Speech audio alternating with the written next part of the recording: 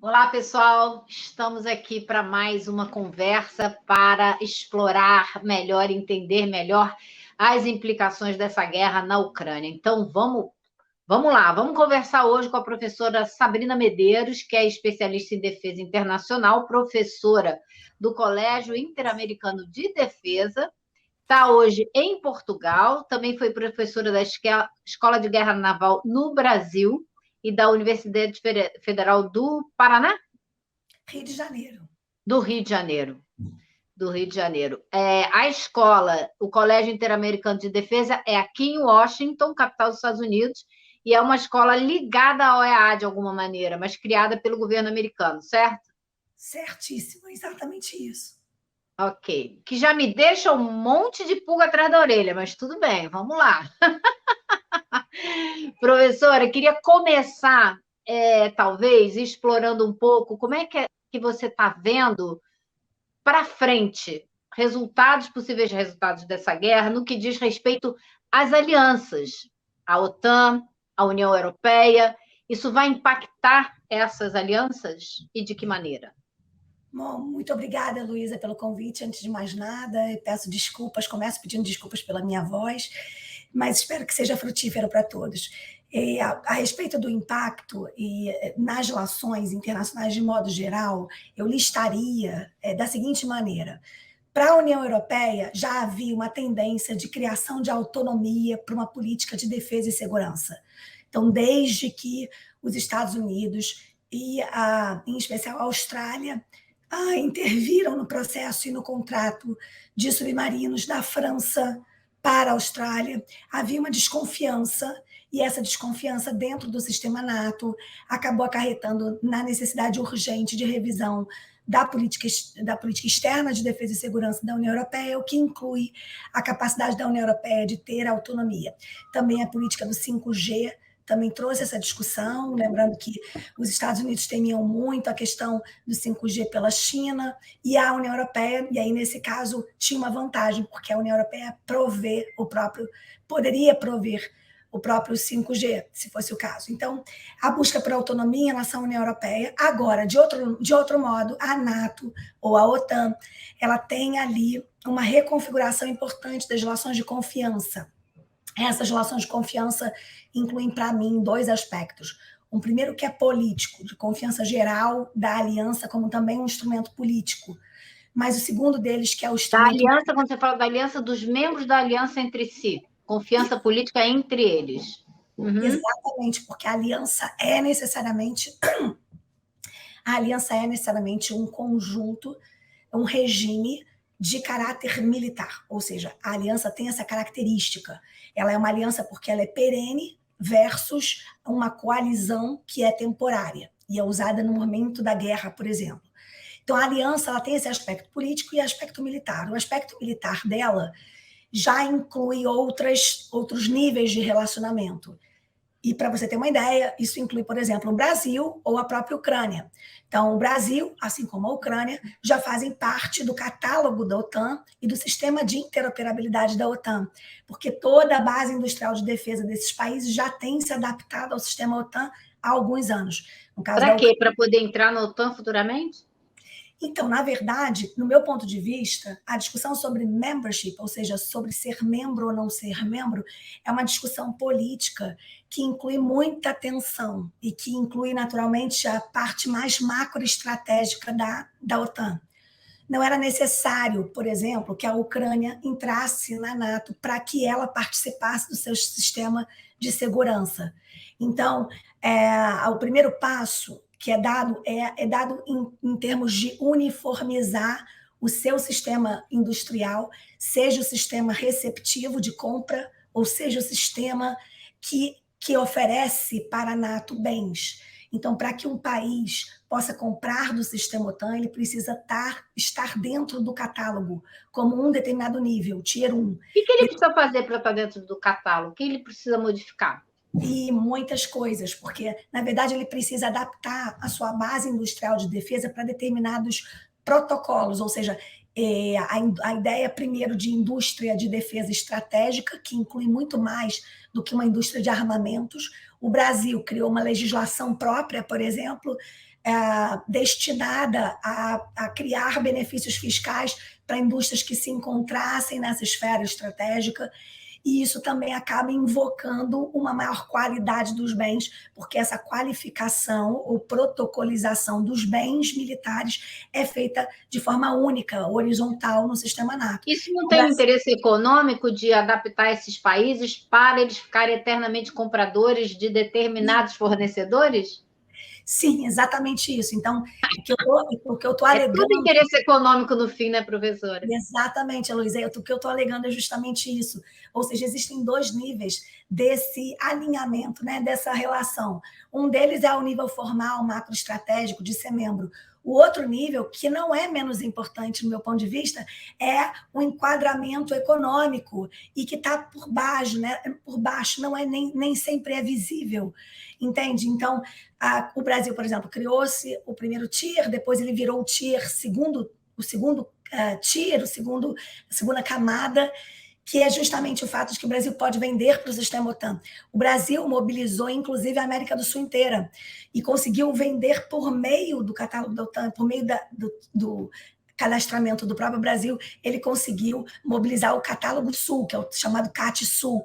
E com isso, depois veio a Argentina, o Chile, o Peru, entrando também como tiers. Então, quer dizer, a mobilização de um sistema, digamos, um sistema de defesa do Ocidente, no meu ponto de vista, já acontece por meio de bases de equiparação protocolares, econômicas, que sustentam a economia da defesa desses, digamos, desses elos.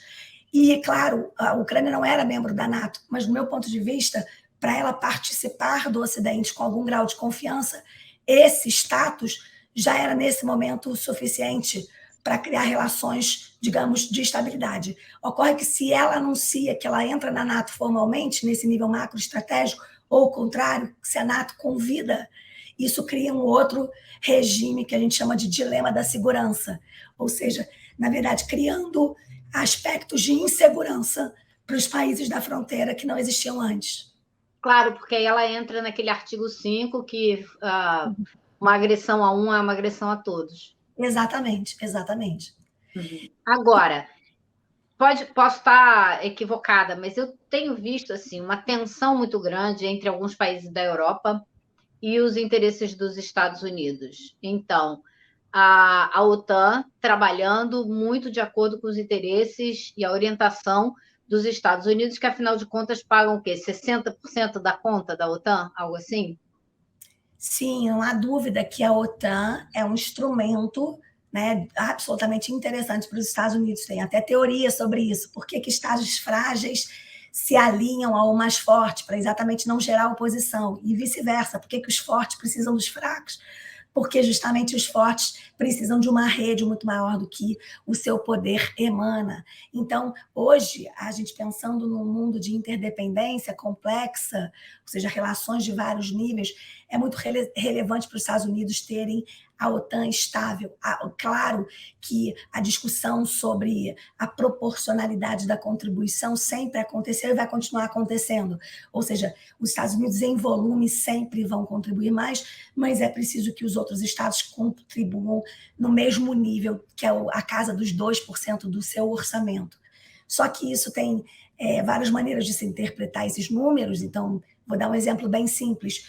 Portugal sempre foi muito criticado por fazer depósitos abaixo do que o percentual dizia, os 2%. Só que, se Portugal cresce muito economicamente num determinado ano, que é o caso de agora, quase 6%, esse crescimento acaba tornando o índice de contribuição menor em proporção, porque não é em volume, é em proporção. Então, os dados econômicos, eles podem sinalizar coisas que não necessariamente eles representam. De outro modo, Portugal, que sempre foi criticado publicamente por não estar contribuindo, por exemplo, na mesma proporção, é um grande contribuinte quando a gente compara os dados de proporção de crescimento de contribuição e de um e de outro, ou seja, Estados Unidos e Portugal. Então, na verdade, os Estados Unidos pagam a conta, mas pagam a conta para manter o Ocidente alinhado e a sua área de influência estável. E isso faz parte do seu compromisso estratégico. Ocorre que, nesse momento, a Europa chega à conclusão de que isso, a segurança estratégica que a NATO oferece não é suficiente, sobretudo quando os riscos iminentes são no seu território. E a gente deve lembrar que, quando a gente compara os bens militares à disposição da NATO versus a Rússia, sempre se compara absolutamente, um número absoluto. Mas os Estados Unidos não podem tirar todos os seus meios do seu território disponíveis e botarem, de repente, na fronteira da Ucrânia. Então, esses meios não têm a mesma disponibilidade do lado dos Estados Unidos em relação à Ucrânia do que tem na Rússia, que está muito mais próxima para usar os seus próprios meios. Por exemplo, mísseis de larga escala, de grande proporção, de grande distância, mísseis que são hipersônicos, e inclusive os armamentos táticos nucleares. Então, é isso que é o ponto da maior tensão que a Europa vive hoje. Agora, me parece que houve ali uma situação que coloca em dúvida as vantagens e desvantagens dessa aliança militar, que muita gente diz que não é defensiva, na verdade é agressiva da OTAN, para, por exemplo, um país como a Alemanha. A Angela Merkel, antes de deixar o governo, ela fez todo um esforço de integração com a Rússia, de trazer a Rússia para dentro das trocas econômicas, de colocando esse gasoduto direto da Rússia para a Alemanha, criando uma ligação, um vínculo muito forte. E foi uma situação constrangedora a presença do chanceler alemão aqui, o Scholz, do lado do Biden, o Biden sem olhar para ele, olhando para frente, dizendo: se precisar, nós não deixaremos o Nord Stream 2 entrar em operação. E o Scholz do lado, assim, com aquela cara passada e sem responder que sim ou que não.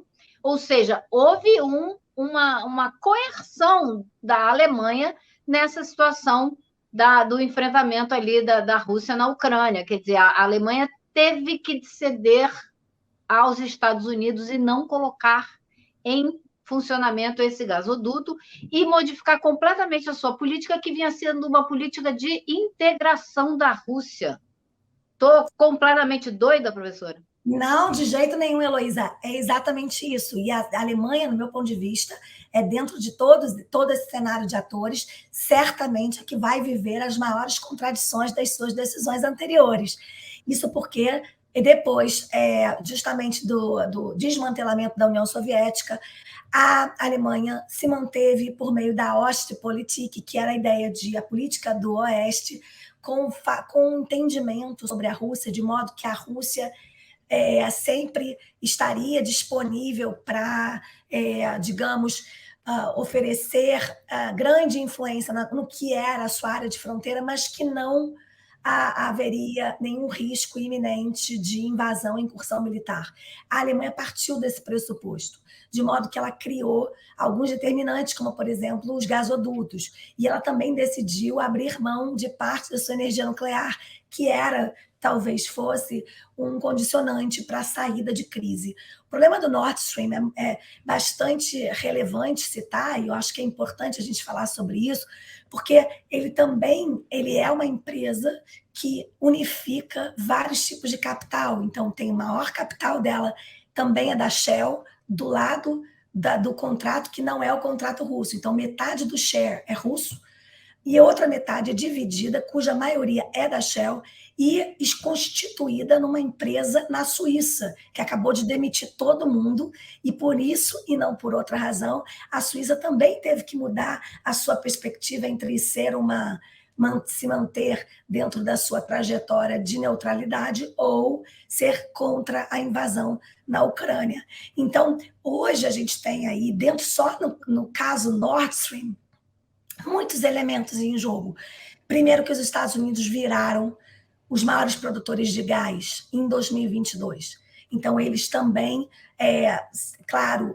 modificaram substancialmente a sua estratégia de energia, de segurança energética, por conta justamente da bacia lá, do México. E isso, o Golfo do México, e isso naturalmente mudou muito E a rapidamente. Pensilvânia, o gás do A xisto e tudo Pensilvânia, isso, né? isto. Então, em 10 anos, isso mudou muito para os Estados Unidos. E, em contrapartida, a Alemanha tomou algumas decisões, Portugal, por exemplo, aqui também tomou outras, e tomou, por exemplo, uma delas acabar com qualquer tipo de combustível fóssil, como, por exemplo, energia vinda do carvão. Em contrapartida, Portugal criou um gasoduto com a África, e não com os russos somente. Então, parte dessa dependência não acontece em Portugal, como acontece na Alemanha. Então, as estratégias foram tomadas e elas, de alguma forma, foram individualizadas. Ou seja, a União Europeia não teve uma estratégia eficiente de segurança energética para esses anos. De bloco. E essa é a outra conta que vai chegar.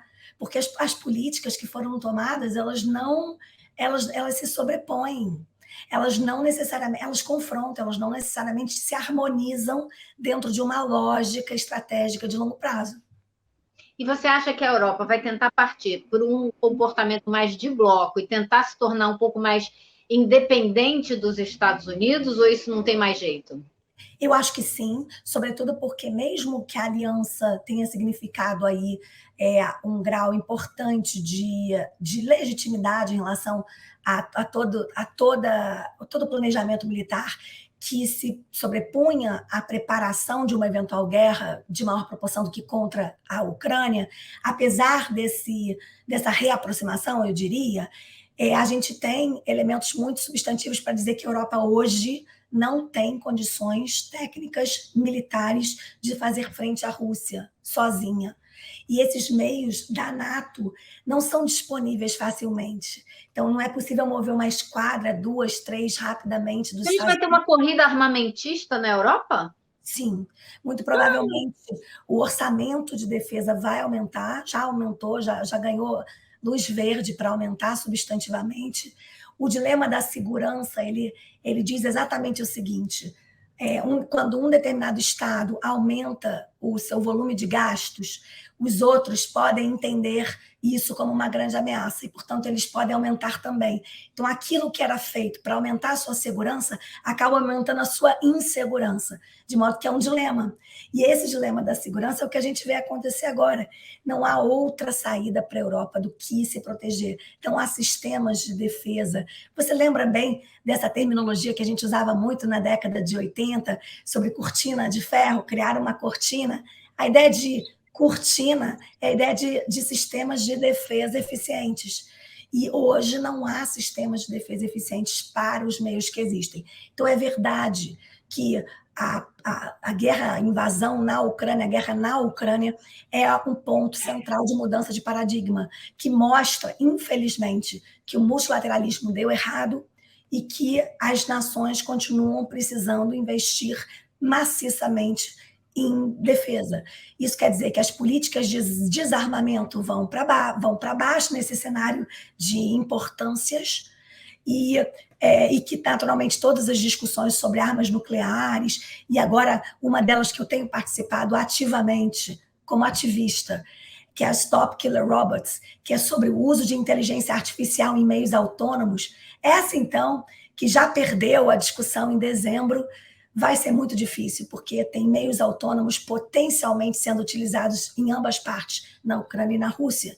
Explica, professora, acho que ninguém sabe do que a senhora está falando. Explica. Tá bom. É o seguinte, a campanha chama Stop Killer Robots, que diz pare com os robôs que matam. É uma maneira simplificada de chamar as armas autônomas letais. Então, imagina os drones com alta capacidade, volume, grandes, e que também são armados, ou seja, eles podem atirar sozinhos.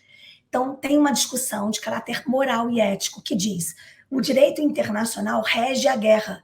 Mesmo durante a guerra, é muito importante a gente sempre lembrar isso, há regras mínimas, ou seja, definir quem é combatente, quem é população civil, que tipo de armamento se pode usar. Quando você tem um prisioneiro de guerra, você tem que garantir a dignidade humana dele. Mesmo que nessa guerra, inclusive, os dois lados já violaram, porque os dois lados fotografaram e filmaram prisioneiros. Exatamente. Então, tem vários elementos aí que tocam a questão do direito na guerra, que tocam a possibilidade dos estados e das pessoas serem condenados pelos tribunais. Estados, Corte Internacional de Justiça, pessoas, Tribunal Penal Internacional. Bom, dito isso, não existe nenhuma legislação hoje que abrigue propriamente as armas letais autônomas, que são as armas que matam sozinhas e que decidem por inteligência artificial quem são os alvos. Qual o problema disso? Além de desumanização total da guerra, a gente também não tem instrumentos para condenação. Quando a gente fala de regulamentar a guerra, o que parece meio contraditório, a gente também está falando de dizer quem é que pode ser culpado. E quando a gente não tem uma cadeia de culpa visível, de responsabilidade objetiva, a gente tem riscos muito grandes. Então, primeiro, estados que desenvolvem armamento nuclear autônomo, armamento autônomo, podem também fazer uso de armamento nuclear. Primeiro ponto. Segundo ponto, esses estados resistem a qualquer tipo de regulamentação. Isso inclui Estados Unidos, Rússia, mas também a Índia, por exemplo, que tem uma posição super ambígua nessa matéria da invasão da Ucrânia, que tem desenvolvido com os russos mísseis hipersônicos num programa de offset. Os dois estão juntos na cooperação. A Rússia é o maior fornecedor de armas para a Índia e eles acabam de começar uma discussão para aumentar a importação de petróleo da Rússia também. Exatamente. Então, sem esses outros estados ou sistemas exógenos à Europa e à questão Ucrânia-Rússia, sem a intervenção ou a posição desses outros atores exógenos, China, Índia, e outros, o BRICS mesmo, né? Isso não andará bem. Então, a gente lamenta profundamente que, em dezembro, as discussões do GGE, que é chamado de Group of Experts, um grupo de experts diplomáticos, que foi há 8 anos designado para discutir isso, e essa discussão não avançou. É possível, então, já houve um relatório da ONU que provou que houve o uso já de armamento na guerra da Líbia, e agora a gente está vendo uma guerra em curso em que pode ter sido feito ou está sendo feito o uso de armamento desse tipo, e a discussão não avançou. Então, lamento muito que a gente tenha sido tão frustrado em uma série de compromissos multilaterais.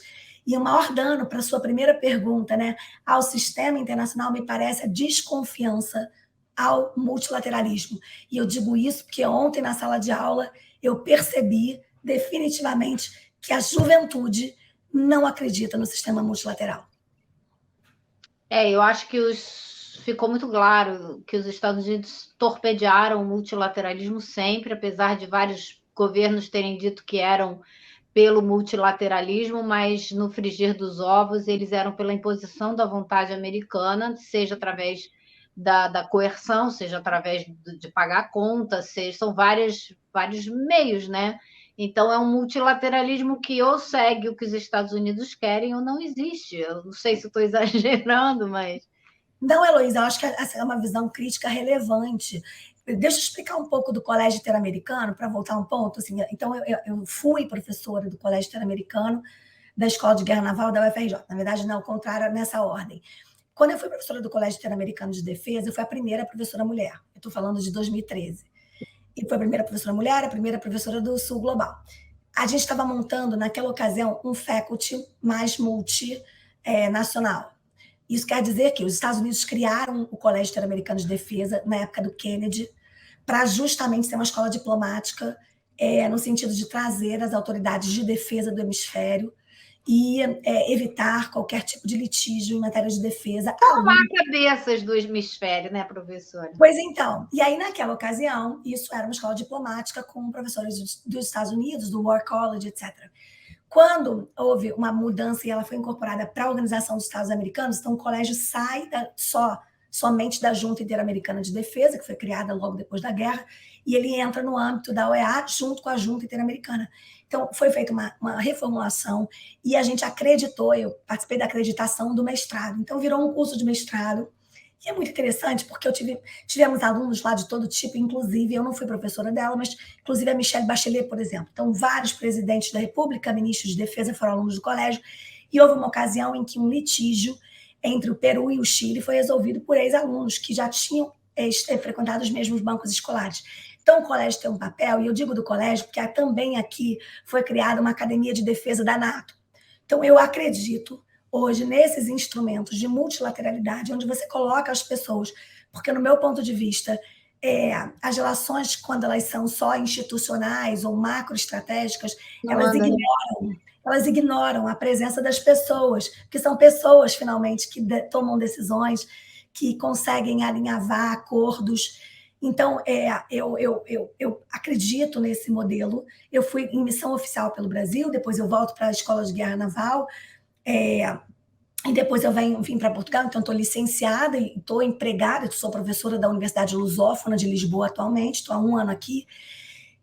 Então, eu não tenho mais ligação formal com o sistema, continuo contribuindo e acredito que esse é um modelo de colaboração horizontal nas bases, digamos, e não na macroestratégia, que pode ser muito relevante, mas ele não é suficiente. Então, é claro que o alinhamento, seja político, seja de solução de controvérsias de todo tipo, e há muitas controvérsias em curso, ele é mais facilitado quando você tem bancos escolares onde as pessoas estão trocando experiências e protocolos e boas práticas. Mas isso tem acontecido, mas isso foi insuficiente. Então, eu acho que reformulação do sistema NATO, reformulação da União Europeia e, sobretudo, reformulação do sistema ONU, que é outra reformulação que está paralisada. Professora, agora a gente vai entrar num assunto espinhoso, porque eu não consigo entender qual é a utilidade da ONU depois que os Estados Unidos foram à ONU, pediram uma votação a respeito da guerra do Iraque. A ONU votou contra, os Estados Unidos viraram as costas, invadiram o Iraque. Então, de lá para cá, eu acho que já existiu uma série de dúvidas a respeito da eficácia da ONU para fazer o que ela foi criada para fazer, e ali naquele momento, para mim, acho que acabou de vez, assim, jogaram, soterraram. Então, eu não sei qual é, além da Unicef, que faz trabalhos com crianças, algumas agências específicas da ONU, mas para o propósito para o qual ela foi criada, eu não vejo como você vai fazer isso com a representação que ela tem, com o veto que ela tem dos 5 países membros. Eu não sei como reformular a ONU, como começar a fazer aquilo ali funcionar. Olha, imagina eu, que dou aula de organizações internacionais para 2 mestrados e 3 graduações em relações internacionais, como é difícil, diante de tanto ceticismo, dizer que o sistema ONU ainda é melhor do que não tê-lo. Então, esse mínimo múltiplo comum é simplesmente hoje pelo fato de que sem ele poderia ser pior. Agora, ele naturalmente ficou, do meu ponto de vista, muito complexo. As agências, por isso eu continuo acreditando muito nesse trabalho de base, essas agências como a Unicef, a Agência de Alimentos, a FAO, enfim, a de Patrimônio, a Unesco, né? Então, são agências que conseguem dinamizar esse trabalho, sobretudo com fundos que são direcionados para ONGs, para outros atores, até mesmo na frente humanitária, por exemplo, nem aqui, nem aí, na verdade, na América do Sul, com os refugiados na Venezuela. O trabalho que se faz na Acnur, com as agências do Brasil, por exemplo, é um trabalho muito bom. Então, nas bases acontece isso de forma mais eficiente. Agora, quando a gente fala de Conselho de Segurança e de Assembleia Geral, a gente tem 2 problemas. O Conselho de Segurança não tem nenhuma maneira de, diante do veto de 2 opositores do sistema internacional, de garantir nada, e a Assembleia Geral é grande demais para conseguir introduzir algum grau de eficiência. Então, de fato, há uma grande descredibilização do sistema ONU e é preciso botar tudo nesse balde que a gente precisa rever. Ou seja, precisa botar também, por exemplo, a Organização de Segurança e Cooperação da Europa. A OSCE era responsável pelas negociações, pelos talks, desde 2014, da questão da Ucrânia. Ucrânia, Rússia e OSCE e França. Então, por que isso não deu frutos? Conselho da Europa, que é um sistema de direitos humanos que não tem nada a ver com a União Europeia, que tem um Conselho Europeu. O Conselho da Europa inclui a Rússia, expulsou a Rússia. Será que a melhor maneira é expulsar? Como a gente pode atrair para o debate? Quando a gente fala de intervenções americanas, as intervenções americanas sempre aconteceram a despeito da opinião dos outros membros da NATO, a despeito da opinião da ONU. Então, é verdade que a balança de poder que antes era, logo depois da Guerra Fria, ficou regida pelo que a gente chama de estabilidade hegemônica, ou seja, os Estados Unidos acreditaram que a estabilidade do sistema decorreria da sua hegemonia. Mas depois, com a ascensão da China, isso que se quebrou. Então, hoje o que a gente vê é uma tentativa de balança de poder, mas essa balança de poder não dá espaço para ações multilaterais segurarem, digamos, essa dinâmica e impedirem que atores disputando essa balança quebrem esses protocolos. Então, hoje, a pergunta que se faz é: qual é a garantia de instrumentos multinacionais de segurar o furor militar desses agentes? E qual é, professora? Tem? Não tem, né? Não, não tem. Então, hoje a gente não tem instrumentos objetivos. Claro que o sistema de boicotes, sistema de sanções, tem provado ser mais eficiente do que a gente imaginava mesmo. Eu não achei que fosse ser tão rápido, por exemplo, o resultado. Mas também ele afeta a vários subsistemas e pessoas que não têm a ver com a guerra. E isso, ele é de uma injustiça absoluta. Ele é de uma injustiça absoluta. Você com o nome de autocrata, oligarca e tarará, você está demonizando todo um grupo de pessoas para poder sancioná-las, quando elas não são as pessoas que estão tomando as decisões políticas. Então, é um absurdo o que está acontecendo. É uma histeria absurda. Pois é, porque ela não distingue. Né? Ela não distingue. Então, existe a oligarquia. Não só não distingue, como também talvez seja usada por outros interesses, que não são esses de evitar a guerra. Interesses econômicos outros. Fica muito fácil, né? Você usar esse discurso do somos todos pela Ucrânia, vamos cortar isso, cortar aquilo outro. Você não sabe até onde vai o interesse econômico, o interesse político, o interesse real de evitar uma pacifista. Fica um pouco complicado, né? Muito, muito complicado. E assim, não é em todo lugar que a gente consegue falar abertamente sobre isso, né, Heloísa? Porque as pessoas estão muito. Bom, o sistema todo de discussão política é muito polarizado em todo lugar hoje, aqui, inclusive, na Europa, inclusive, enfim. E parece que a gente tem um lado, né, da história para defender que é invadido. E ponto. Dito isso, e eu tenho certeza que a minha posição é claramente anti-invasão da Rússia, mas há vários outros com dissabores dessa guerra que precisam ser falados. Então, quando a gente vê que as pessoas aqui na Europa os russos foram massacrados no sentido de toda a propaganda antirrussa, e não só massacrados por falas, um ministro nos Países Baixos dizendo que eles não seriam mais bem-vindos. Os russos estão migrando daqui de Portugal, e são muitos, em direção à Rússia, porque não vem alternativa de mandar dinheiro, receber dinheiro. Então, assim, a professora de alemão do meu filho, que é russa, foi embora de um dia para o outro, buscar a família dela na Alemanha e passar a fronteira. Então, a gente está falando de pessoas comuns, a gente está falando, por exemplo, de jornalistas que estão desamparados. Então, eles estão fazendo uma luta e estão sendo cobrados por fazerem, por lidarem com o Putin e todo o sistema político que está debaixo dele, que agora pune as pessoas que são da oposição. E com que saída, já que eles não podem receber dinheiro, por exemplo, para se financiarem, para fazer uma oposição. Então, esse sistema de larga escala acaba também saindo pela culatra. E eu tenho medo de alguns elementos, e eu posso listar aqui, já que a gente está falando tão francamente. Eu vou dizer. O primeiro elemento é sobre a amplitude a proporção dessas sanções que atingem as pessoas comuns, que são a fonte da resistência ao Putin. Eu acho que sem fonte de resistência doméstica ao Putin, a gente não acaba a guerra. E o segundo ponto é lembrar que o Oeste está fornecendo armas para a Ucrânia resistir. Mas eu tenho dúvida, e tenho mesmo, não tenho uma opinião concreta sobre isso, porque isso não só colocou civis que não tinham conseguido sair antes de decidir sobre ficar para resistir ou não, eles não saíram. E eles são reféns. Eles são reféns. E aí, reféns desse mesmo armamento, seja porque eles estão utilizando armamento pesado, imagina sistema Javelin, que é um sistema de mísseis que bota no ombro para atingir tanques e aeronaves. Então, tem treinamento. Então, seja porque eles são vítimas da própria resistência, ou seja porque a gente deve lembrar que os Estados Unidos, em 2016, levaram para o Congresso americano uma votação sobre a possibilidade de considerar o Batalhão Azov um grupo terrorista. O Batalhão Azov é um grupo neonazista, cujas fileiras já compunham, antes da guerra, cerca de 1.000 membros, e que depois foi incorporado para as Forças Armadas Ucranianas. Eles, inclusive, fizeram ataques contra LGBT, contra negros, africanos estudando medicina, enfim.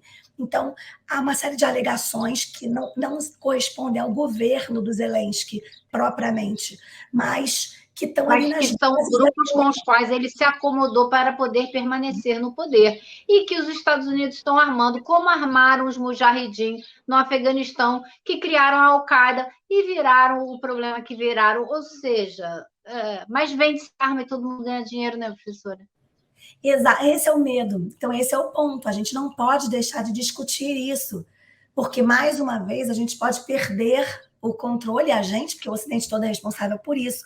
Agora, é verdade, as bases industriais de defesa são as grandes beneficiárias desse sistema e dessa dúvida e dessa conjuntura. Agora, é claro, então eu queria assim colocar que eu tenho estudado a economia da defesa. E isso sempre me gerou um certo conflito moral. E eu procuro sempre explicar, porque eu não acredito em desarmamento. Eu acredito em regulação. Então, por exemplo, eu estou muito preocupada com o tráfico de armas, com a maneira como os países produzem determinados armamentos. O Brasil produz armamento que é altamente criticado e que já não se usa mais, e produz e fornece para determinadas guerras e guerras civis, indústrias brasileiras. Então, eu não acredito em desarmamento, eu acredito na possibilidade, na necessidade dos Estados criarem sistemas de defesa objetivamente úteis, no sentido de, também acredito no complexo militar atuando de forma dual, com benefícios civis, acredito na regulação, acredito no direito internacional, mas a gente tem que lembrar que por trás disso existem sempre interesses econômicos que estão adjacentes a toda essa discussão política. E se a gente não falar sobre eles, a gente tem menos chance de, digamos, ter uma boa, uma grande ou melhor imagem de todos os condicionantes de uma guerra complexa, que não é só uma guerra entre um inimigo e uma vítima, né? Assim, é claro que os ucranianos são vítimas de uma invasão, repito, mas tem outros condicionantes que precisam ser pensados e que, claro, podem sair no sentido dos seus resultados, daqueles objetivos antes pensados, firmados. Ok. Só mais uma coisa que eu gostaria de dizer. A senhora disse que um investimento na segurança, na verdade, cria insegurança, porque o vizinho vê o seu vizinho se armando, já precisa se armar. Eu acrescentaria outra insegurança que ele cria. A gente está enfrentando no mundo inteiro uma situação de concentração de renda, de aumento de pobreza, né? Aqui nos Estados Unidos é claríssimo o número de pessoas sem teto, morando nas ruas. Acredito que a Europa está passando pelo mesmo problema, e a gente vai desviar um montão de recurso público para comprar e produzir mais armas, quando a gente precisava resolver o problema das populações que estão aí pelas ruas passando fome. Então, vai ser ainda mais difícil assegurar a segurança alimentar, de moradia, de saúde. Isso tudo vai ficar em segundo plano, me parece. Pois é, então, assim, tem uma dinâmica que é chamada de dilema dos canhões e da manteiga, que é uma teoria que diz o seguinte, quando a gente tira dos canhões, a gente coloca em manteiga, ou quando a gente tira da manteiga, a gente coloca nos canhões. Então, essa é uma discussão eterna da economia da defesa. Ela tem argumentos substantivos que fazem muito sentido, mas também tem outros que, por exemplo, há indícios de que investimentos em economia de defesa, quando ela é pensada, como na Dinamarca, como na Suécia, em benefício da inovação, em benefício dos sistemas de eficiência. Por exemplo, para dar um exemplo, no Brasil saiu do ITA o sistema de urna eletrônica. É muito interessante quando a gente vê ceticismo sobre a urna eletrônica, porque ele saiu justamente do sistema militar. Então, para dizer que existem vários. Eu não acredito em diminuição dos sistemas de defesa. E eu acho que a gente pode torná-los mais seguros em benefício da defesa. Tanto que hoje, por exemplo, a Alemanha tirou todo o nome de guerra de todas as suas escolas, porque ela pensa sempre em defesa do território.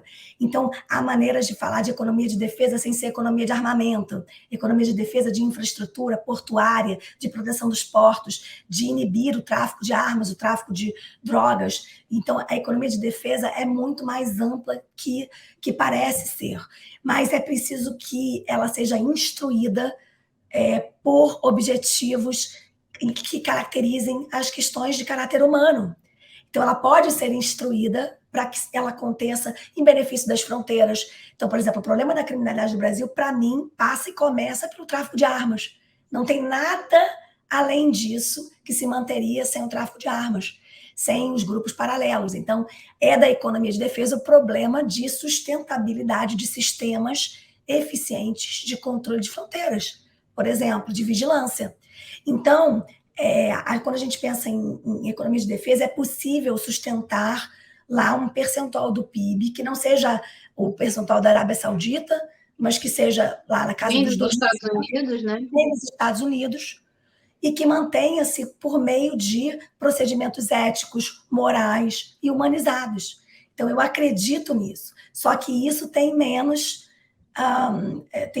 adesão, ainda mais quando a gente instrumentaliza determinadas guerras para determinados grupos absolutamente de forma positiva. Então, enquanto a guerra for positiva para determinados grupos, a gente não está falando de uma economia de defesa sustentável, de longo prazo e atinente aos elementos humanos dela. Perfeito. Professora, muito obrigada pelas informações, pelo papo, pelo esforço de reportagem aí com a gripe, né? Eu agradeço muito a presença aqui. Falar contigo, é tão bom poder falar abertamente. A gente tem que sempre lembrar que dentro dessa dinâmica de debates, de opiniões tão acaloradas e difíceis de se fazer, porque a gente está no meio de uma guerra, né? Pode ser que daqui a um pouco eu veja o meu vídeo e pense, não, falei besteira. Não era nada disso. Mas o importante é que a gente tem espaço para falar, que a liberdade acadêmica e de pensamento prevaleça, que é exatamente isso que a gente não pode deixar perder. Muito obrigada. Com certeza. Obrigada a você. Bom dia. É isso, pessoal. Vamos em frente, que há muito que entender a respeito dessa guerra, como já ficou bem claro. Até a próxima.